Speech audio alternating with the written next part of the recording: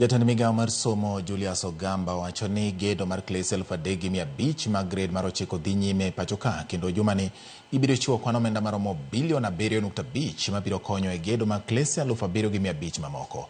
Kolosi kinde manorango chenro mar gedo e sikund primar ma Lenana, Ogamba osingo ni gedo makamano biro rumo giko higani, kendo gitiyo matek mar neno ni kwan omenda maromo bilion 3.4 ochwal ni agulu mar NGCDF mar gero klese mamoko maromo 6,000.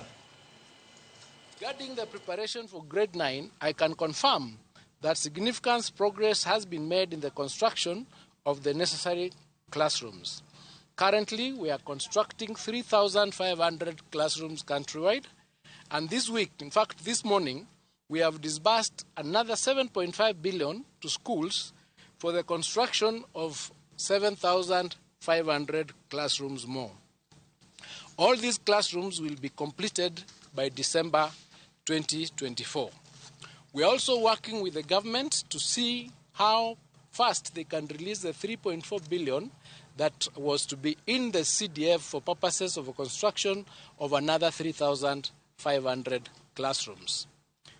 The total classrooms then under that program would be 6,000, and we anticipate that we'll have a total of 16,000 classrooms ready by January.